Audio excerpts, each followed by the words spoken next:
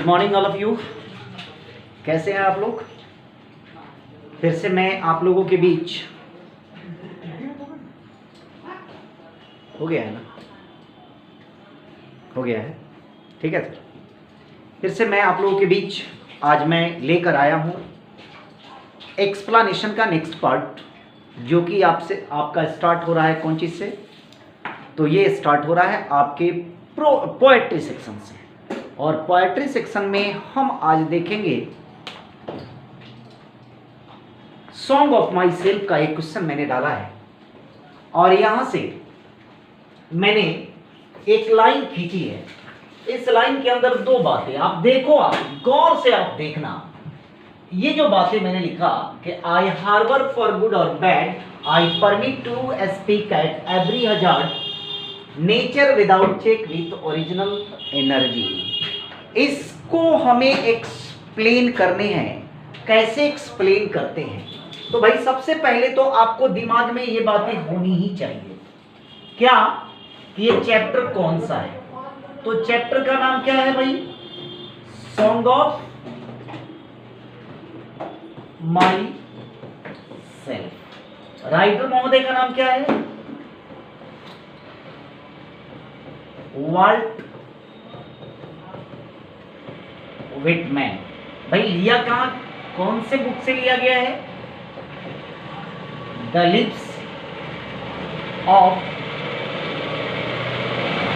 Grass, ये एक book से लिया गया है।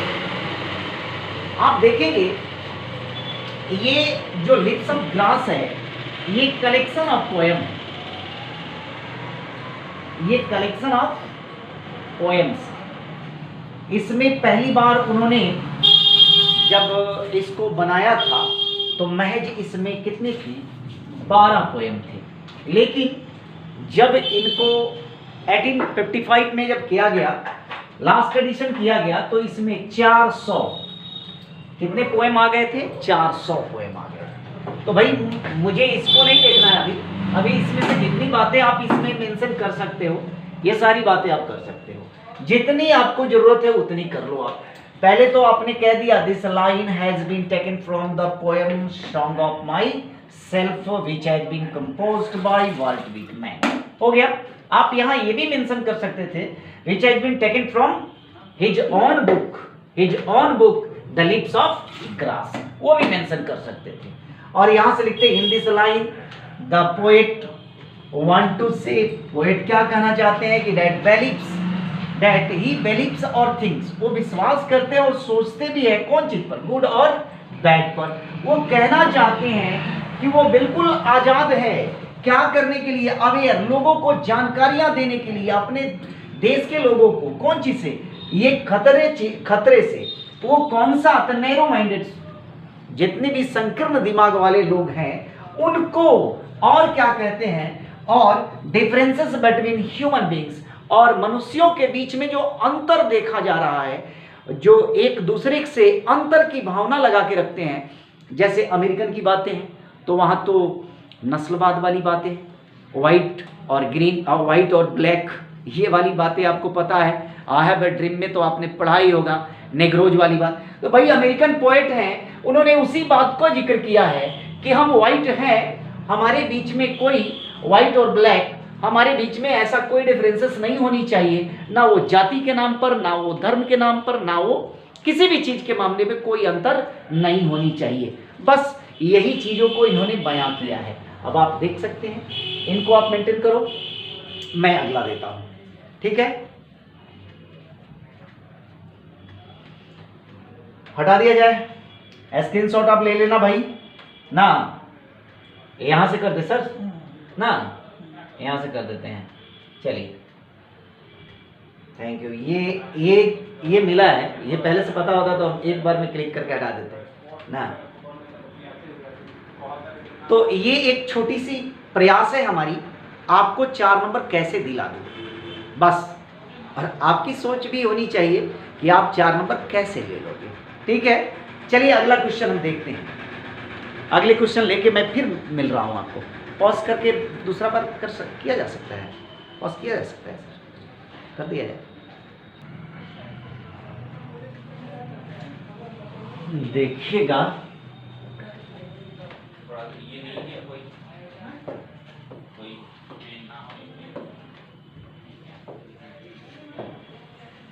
आप देखेंगे ये जो चैप्टर है now the lips are falling fast, आपको पता है। और ये चैप्टर जो है आपको लिखने वाले सज्जन, लिखने वाले पोएट महोदय W.H. हार्डिंग साहब, इन्होंने इस लेसन को कंपोज किया।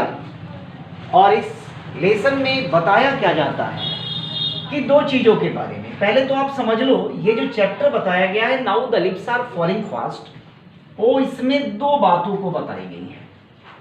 एक बातें जहां पे हम एक चाइल्ड की बातों को बताते हैं,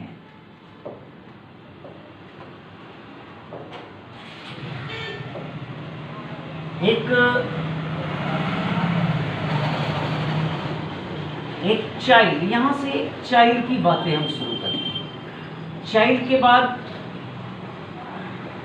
वो स्टेजेस बढ़ते हैं ना, फिर क्या मैन, फिर क्या ओल्ड मैन।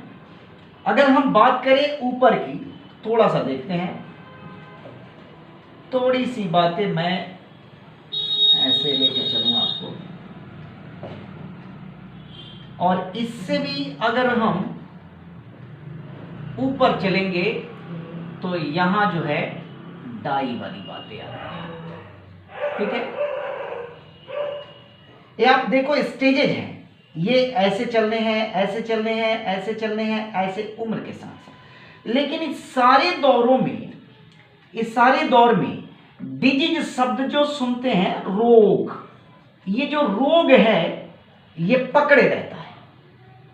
इस सारे दौर में एक बच्चे का भी जन्म होता है, उसको भी कोई ना कोई रोग जरूर होता है।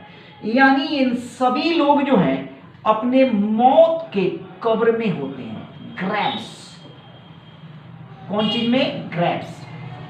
थोड़ी सी मेरी अभी सही नहीं है,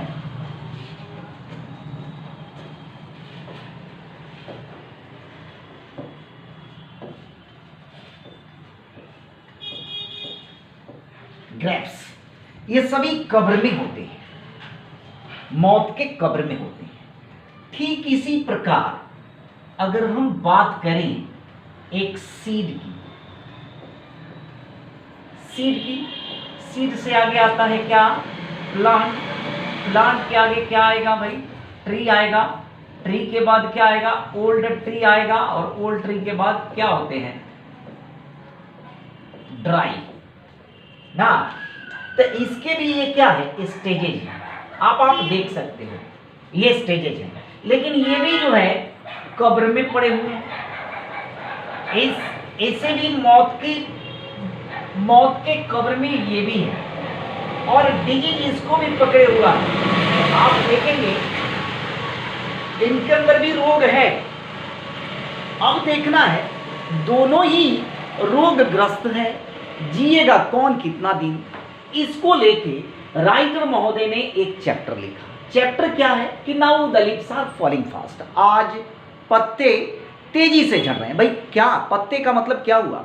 लोग तेजी से मर रहे हैं। किसकी तरह? तो पेड़ के पत्तों की तरह।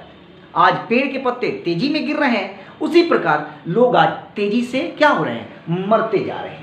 फिर कहता है nurses flower will not last. इसी के अंदर लताओं में लगने वाले फूल और फल, इनका समापन नहीं हो रहा है, वो लगे हुए हैं।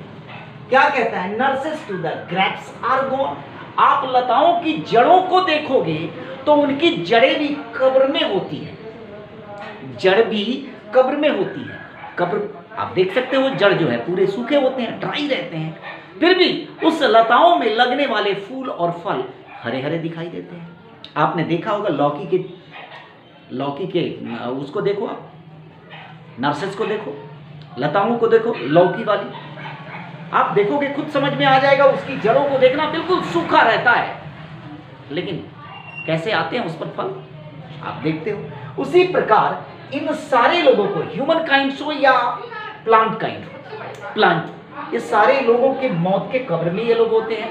कब पता किसकी जीवन की अंतिम सीमा रेखा वहीं समाप्त हो जाए। लेकिन एक पेड़ लक्की होता है जो सीड से निकल के अपने ड्राई पोजीशन तक चला जाता है, अपने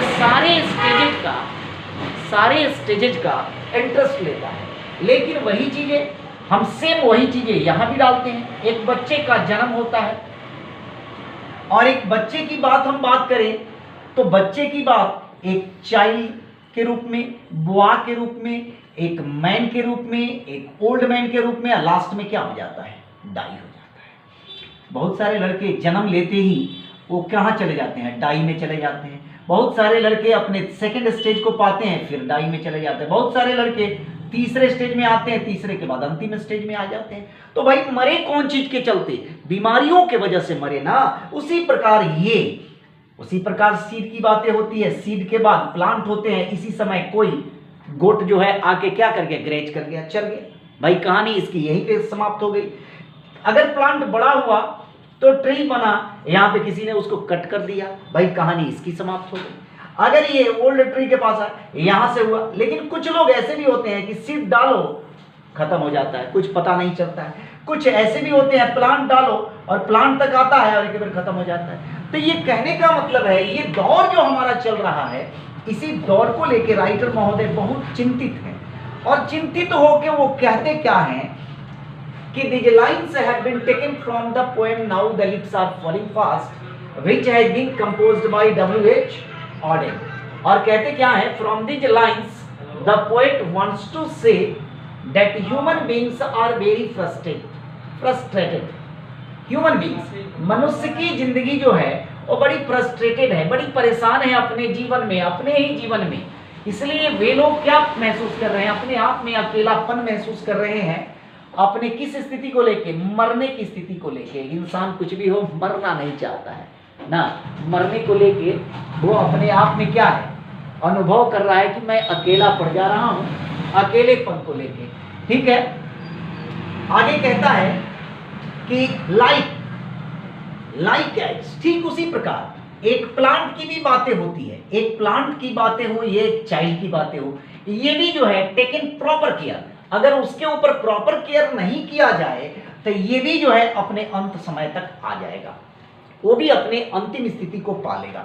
इसी प्रकार उसी तरह वैसी ही स्थिति मनुष्य की जिंदगी के लिए भी होती है, क्योंकि वे लोगों का अपना एक क्या करना पड़ेगा, चेंज करना पड़ेगा, जीने का अंदाजा चेंज करना पड़ेगा, नहीं तो वे लोग भी अपने एंड की स्थिति को तुरंत पाएंगे। भाई ये कॉन्सेप्ट तो यही कह रहा है। आप देखेंगे ये रहा आपके पोएट्री सेक्शन के। आज मैं 2 कर रहा हूँ, फिर मैं अगली क्लास में आऊँगा तो फिर एक्सप्लेनेशन हम लोग करेंगे और पोएट्री सेक्शन हम उठाएंगे और भी देंगे। जैसा भी लगे आप कमेंट करके मुझे ज़रूर बताइएगा, ताकि मुझे थोड़ी सी एनर्जी मिलती है, मैं आगे का काम करता रहूँ। ठीक है, धन्यवाद। देखते रहिए, कहीं जाइए मत। ओम साई इंग्लिश नहीं, साई इंग्लिश। ठीक है सर, साई इंग्लिश को देखिए, काम कीजिए।